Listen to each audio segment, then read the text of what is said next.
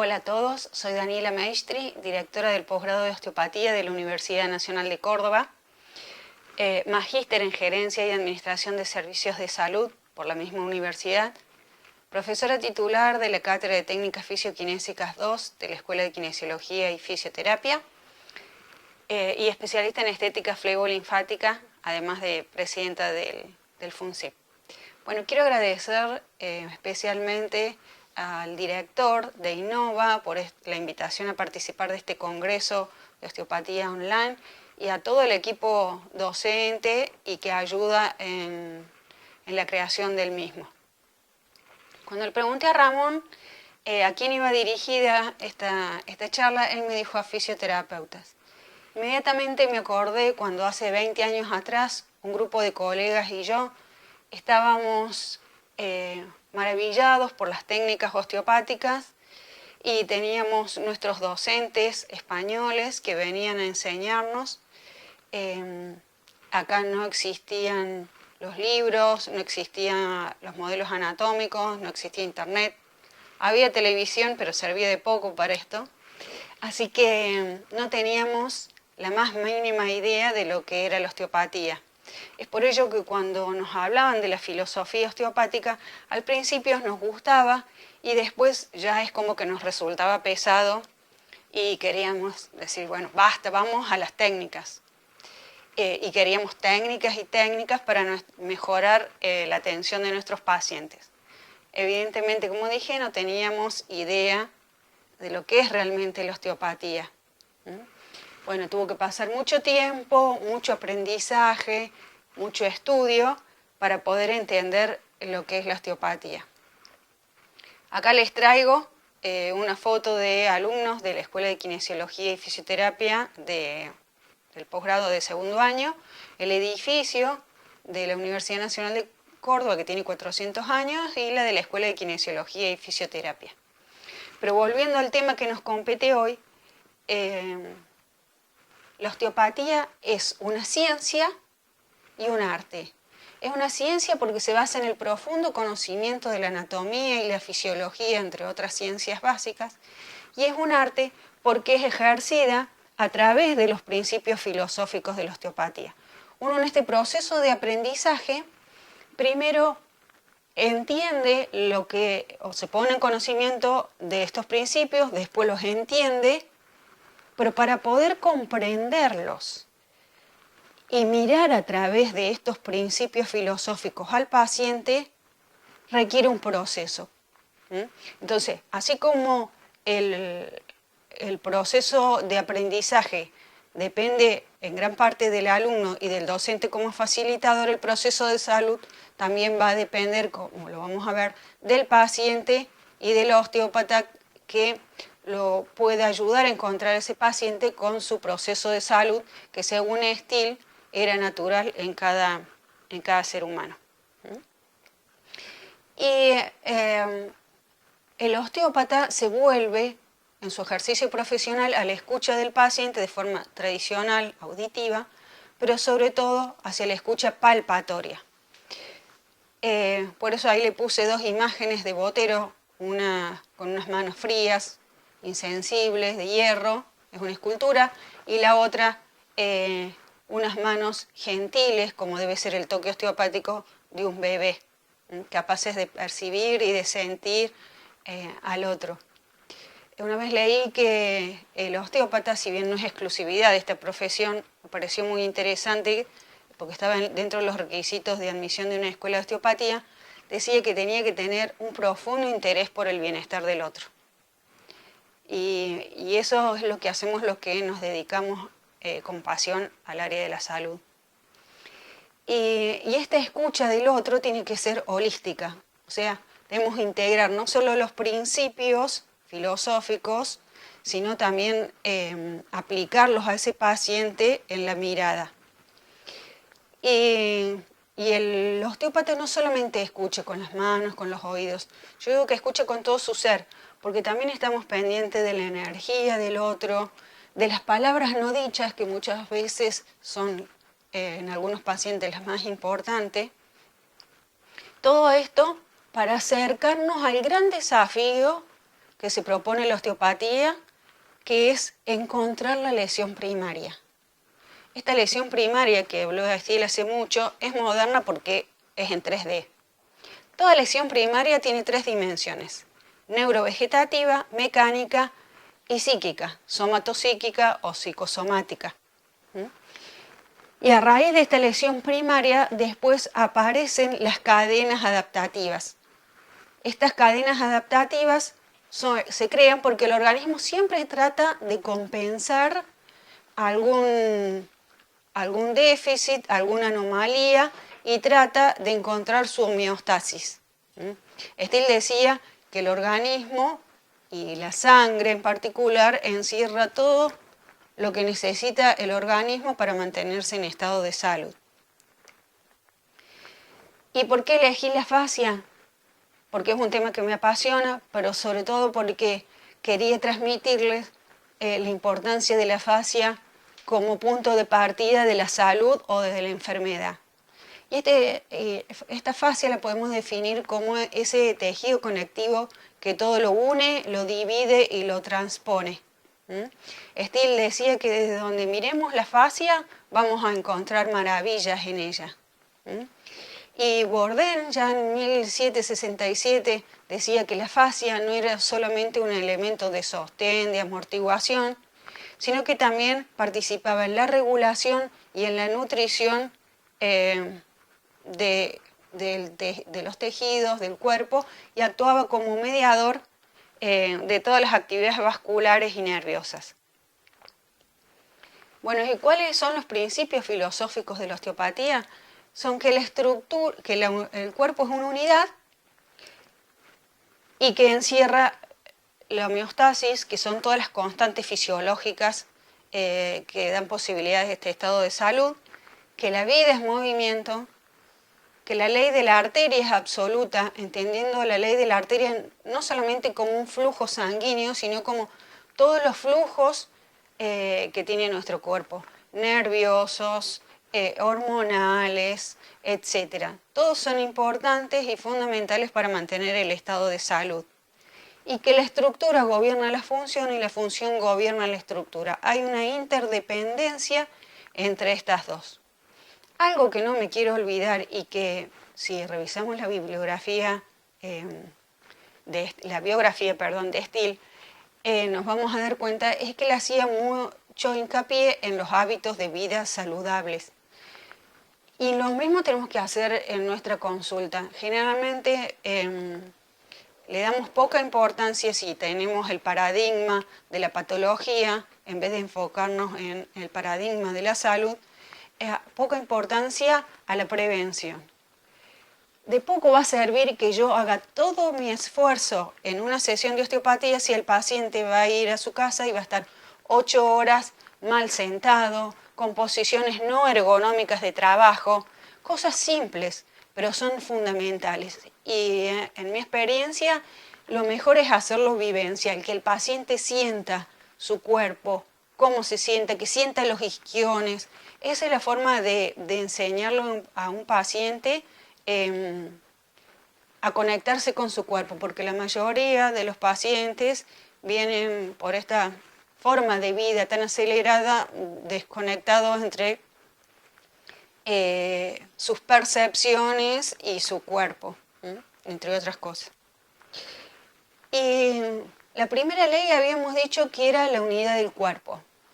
Esta unidad del cuerpo anatómicamente se puede justificar desde donde nos paremos. Puede ser desde la embriología, porque desde que se forma el huevo cigota, se crean las 3 capas germinativas, el ectodermo, el mesodermo y el endodermo, se van a plegar sobre sí mismas, o sea, en esta subdivisión, y después a partir de replegarse se van a expandir hacia todo el organismo formando todas las estructuras que lo componen. Pero también hay una unidad y una continuidad facial, humoral, nerviosa, etc. Y todas ellas deben estar integradas para que el ser humano se mantenga en estado de salud. El organismo, como dijimos, debe estar integrado. Esta integración no solamente debe ser entre estructura y función, o sea, anatomía, fisiología, sino también debe ser nerviosa o neurológica entre el sistema nervioso autónomo, el central, el periférico, las reacciones neuroendocrinas, neurocirculatorias y también los factores macro y microcirculatorios y respiratorios deben estar integrados, así como también todo tipo de procesos metabólicos y los elementos psicosociales, culturales, conductuales y emocionales. Todo hace que el organismo pueda o no estar en estado de salud. Y nuestro organismo posee un sofisticado sistema de comunicación y de control central. Porque pensemos que todo el tiempo estamos siendo bombardeados por estímulos, algunos más agresivos que otros, a los que nuestro cuerpo debe dar respuesta. Y entonces este sistema sofisticado de comunicación y de control va a ser el que permita mantener o recuperar las constantes fisiológicas que permitan la salud. Y todo esto comienza y ocurre en las fascias. Y hablamos también de unidad facial, porque es un continuo, no solo a través de las cadenas faciales, sino que se habla de que cualquier cambio, agresión, estrés, shock que ocurra en una zona facial ocurre y repercute en toda la fascia.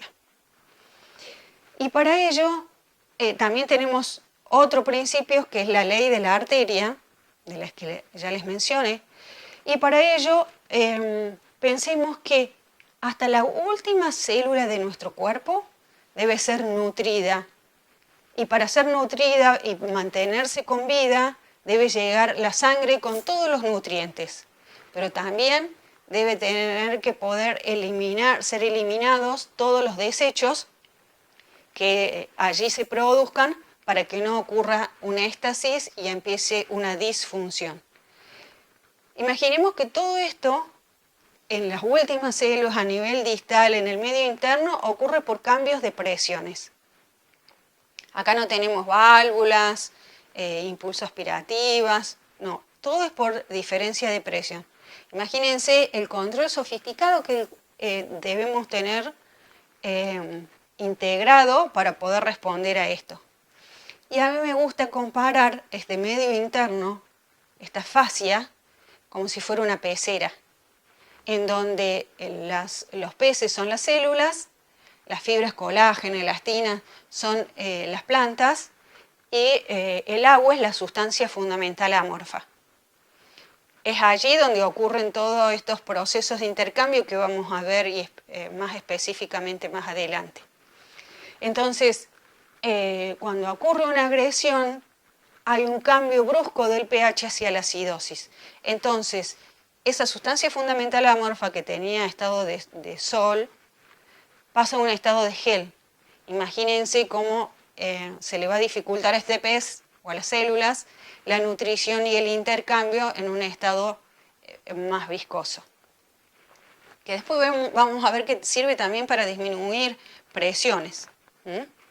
La fascia entonces tiene dos mecanismos de defensa propios independientes de centros superiores. Y vamos a ver también que tiene un sistema de defensa, un sistema sensitivo independiente de centros superiores, no solo de defensa.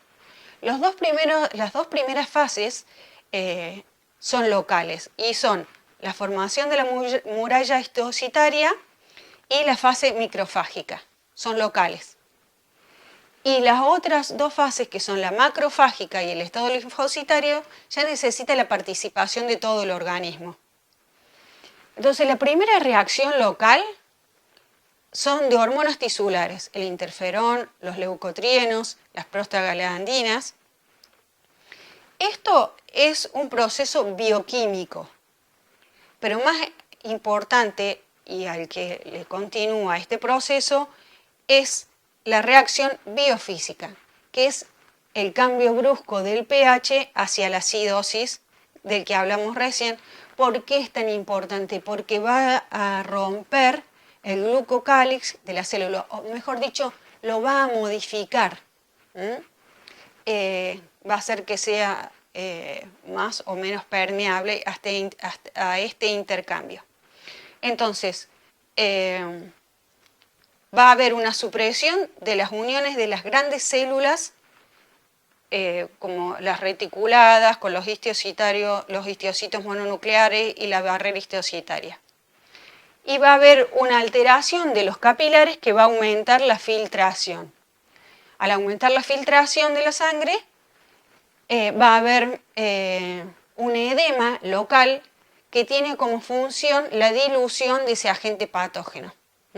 Entonces, esa reacción local va a estar caracterizada por la barrera histocitaria que aísla ese germen del resto y a su vez la dilución por aumento de la filtración con mayor aumento del capilar sanguíneo hacia medio interno.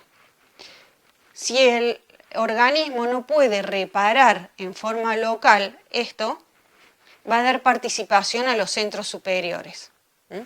Es decir, que la sustancia fundamental amorfa puede estimular en forma directa a los centros superiores gracias al sistema nervioso autónomo, al simpático y al parasimpático, pero especialmente al simpático, a las terminaciones nerviosas libres y a las fibras vegetativas.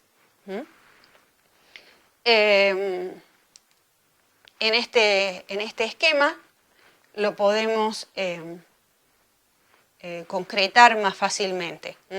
Entonces, la sustancia fundamental amorfa puede dar una alarma a los centros reguladores superiores en forma directa gracias a las hormonas tisulares, a la filtración de los capilares, a las fibras nerviosas vegetativas y a las células del tejido conjuntivo, macrófagos, etc. Otro principio filosófico es que la estructura gobierna la función y la función gobierna la estructura. Son dos caras de la misma moneda. Entonces, si nosotros decimos que una es más importante que la otra, es porque estamos mirando una cara. Y él decía que si la estructura no nos dice nada de las funciones porque no hemos mirado correctamente. La fascia posee una gran adaptabilidad en su composición. ¿Para qué? Para adaptarse al segmento al que va a servir, a la función de ese segmento. Y entonces se va a engrosar en las partes periféricas y se va a densificar en las zonas de carga máxima. En el pie, por ejemplo, vamos a tener las dos. Vamos a tener el engrosamiento y la densificación si la comparamos con las manos, que va a tener un mayor grosor y densificación en relación a las manos, que también tienen que desempeñar otras características. La imagen anterior es una imagen de la voz que hemos tomado en la morgue del Hospital Nacional de Clínicas, que es el hospital de escuela de nuestra universidad. Vean la densidad de este tejido.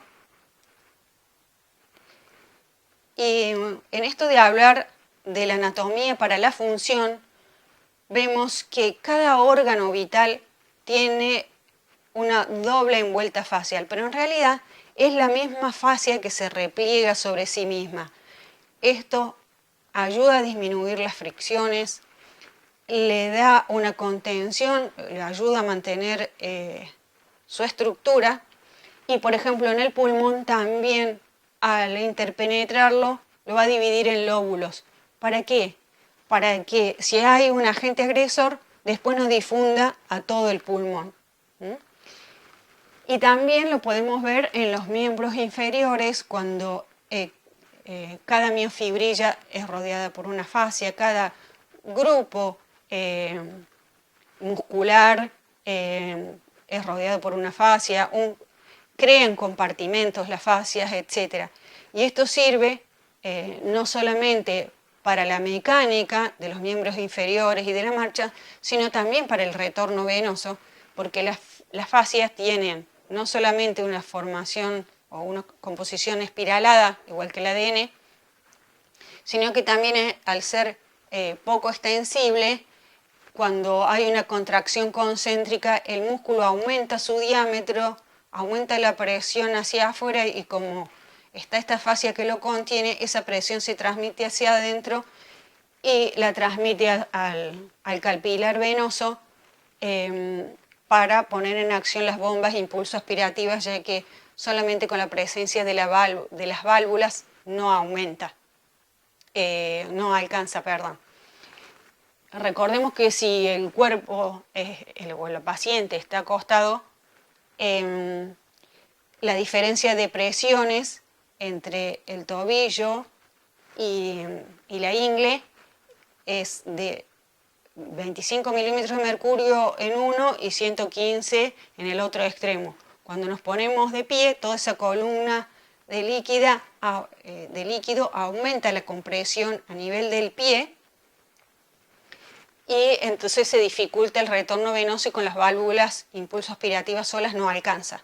También es necesario la participación de las fascias, de la contracción muscular y, como vamos a ver después, del movimiento. Y también protege al nervio. Sabemos que la resistencia del nervio a la compresión está dada por la mayor cantidad de tejido conectivo que lo rodea. ¿Por qué? Porque ahí va a discurrir la vascularización del nervio, por ejemplo, en el nervio sensitivo, que va a ser más resistente a la compresión que un nervio motor que tenemos la mielina en su capa externa y que es muy sensible a lesionarse por un aumento de la presión. Y en la anatomía, para la función, decimos que disminuye la intensidad de las presiones y las distribuye en varios sentidos. Depende también del colágeno que lo componga, el tipo de colágeno. En una zona es un tipo, en otras otro, y esta apertura de las fibras va a ser diferente según sea uno o el otro, hablando de lo micro, y también la anatomía para la función vamos a ver la viscoelasticidad que va a cambiar en un lado que en otro. Sino que también está presente en la distribución de las presiones, o sea, la distribución de las presiones está en lo micro porque al aumentar la viscoelasticidad hace que, o favorece que estas presiones se vayan distribuyendo en todas las direcciones y sentidos, y a nivel global, en la mecánica de las fascias, también distribuye las presiones a nivel macro. Imagínense cómo varía una mala postura, un abdomen prominente en todos los órganos de la cavidad abdominal. Y también tiene una función de amortiguación de las presiones, que lo podemos ver en la imagen que ustedes tienen a la izquierda. El aumento de la presión a nivel local, cuando supera la carga fisiológica que tiene la zona, a la que está ese tejido preparado para soportar, hace que haya una retracción de las fibras colágenas, elásticas y reticulina. Cuando la presión vuelve a ser la fisiológica, la longitud se restablece. Esto lo estudió Bourdieu en relación a las manos del osteópata. Si bien no es exclusividad de las manos del osteópata, porque también otros factores mecánicos, térmicos, eléctricos pueden realizarlo, el factor mecánico es 5 veces superior a los otros estímulos. Y para esto también es importante que el desarrollo palpatorio, que no sea solamente para percibir el tejido, sino también en el tratamiento. O sea, el desarrollo palpatorio está orientado hacia las dos cosas, diagnóstico y tratamiento. ¿Y por qué digo esto? Porque si nosotros aplicamos una fuerza que sea superior a la que el paciente pueda responder, vamos a estar agrediendo ese tejido. Entonces, lejos de disminuir esa presión, la estamos aumentando. Y Steele dijo que el movimiento es vida. Y ese movimiento, nosotros sabemos lo que ocurre en un estanque cuando no hay movimiento. Sabemos que el 70% de nuestro cuerpo es agua y que cuando se estanca aparece el deterioro. Y eso no solamente tiene que ver con los órganos, sino también con cualquier tejido conjuntivo o cualquier estructura tisular que disminuya la movilidad, por ejemplo, una cicatriz, una fijación, etc. Pero también, como somos una unidad, somos cuerpo, mente y espíritu, también puede ser este déficit de movilidad a nivel psíquico, porque nosotros somos la persona y el contexto psicosocial, cultural y los recursos psicológicos y emocionales que cada uno de nosotros tengamos para adaptarnos. Una cosa que me olvidé decirles cuando hablé de la diapositiva de la unidad del cuerpo, era que la unidad del cuerpo también tenemos que hablar de la unidad de la persona, porque como dijo Steele, somos cuerpo, mente y espíritu, y también si nosotros desde nuestro psiquismo, desde las aferencias que recibimos todo el tiempo, no somos capaces de adaptarnos a ella, va a aparecer la patología. Y la reparación de la patología o de la disfunción está en relación también al estímulo. Cuando tenemos un estímulo que es breve, en duración y en intensidad, el organismo rápidamente lo puede reparar.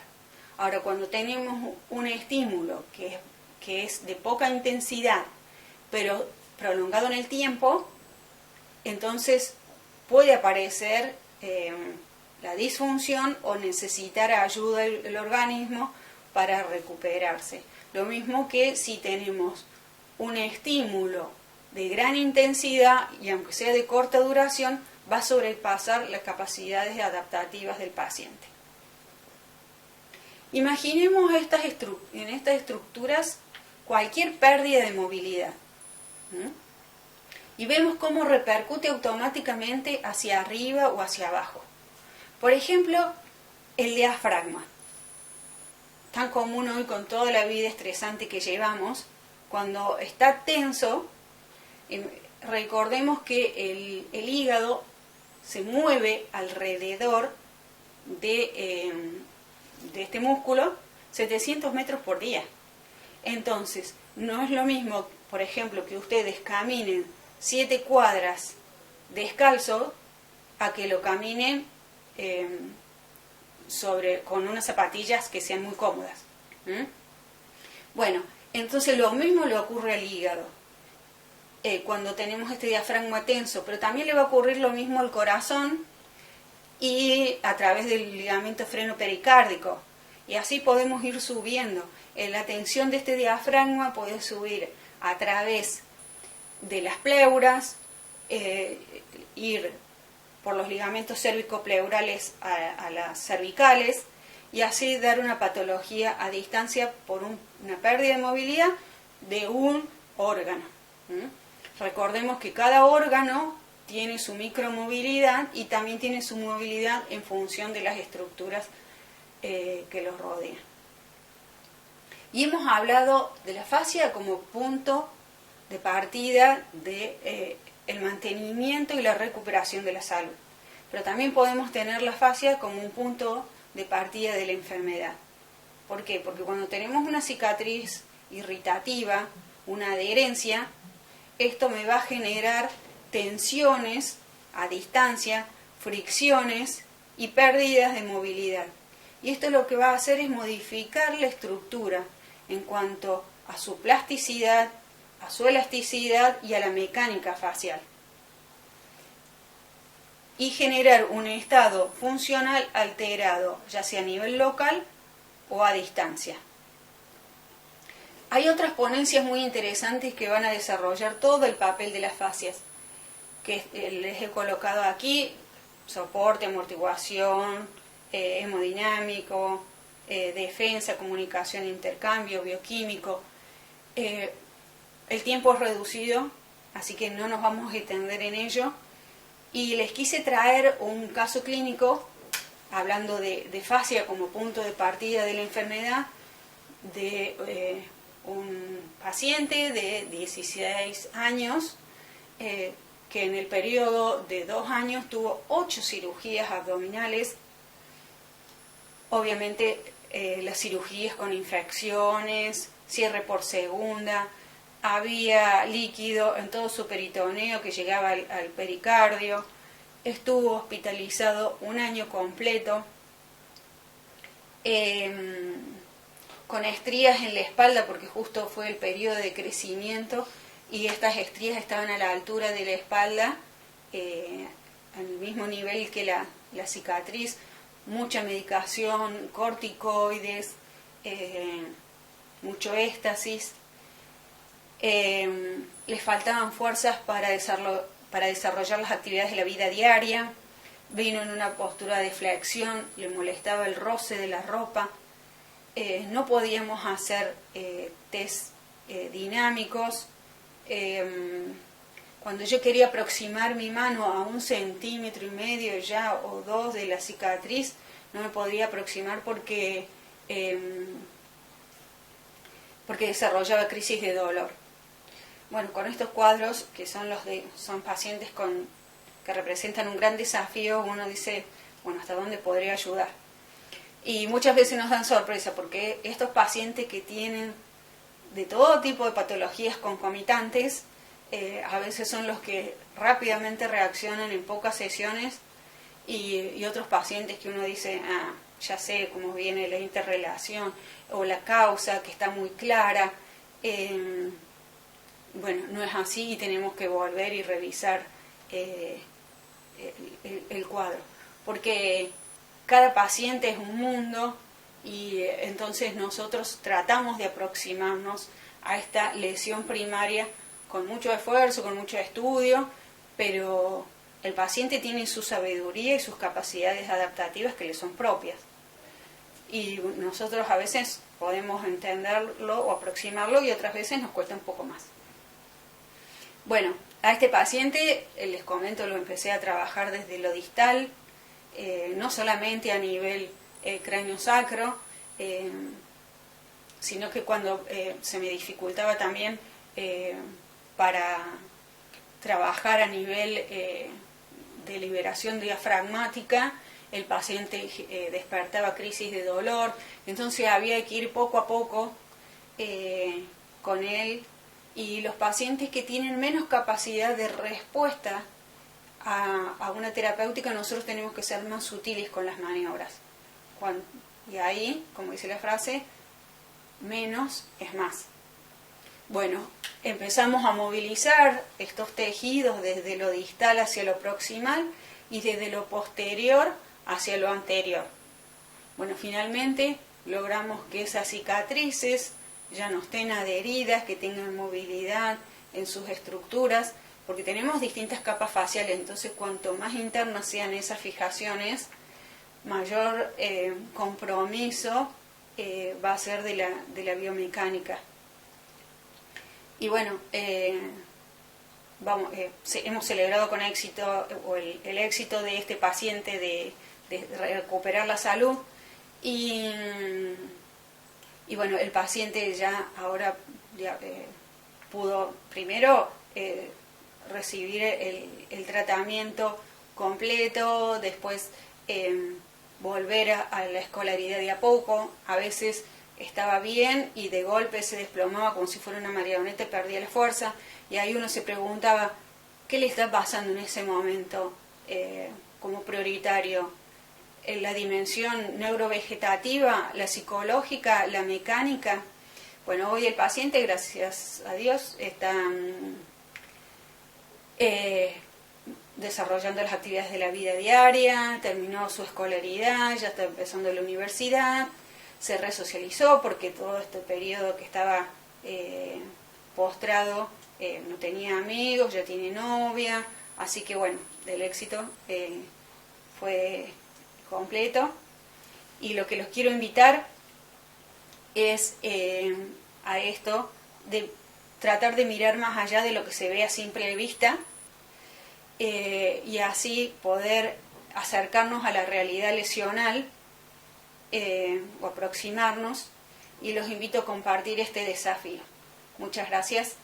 Van a poder ver adelante mis datos de contacto por cualquier duda, y con gusto les responderé. Muchas gracias.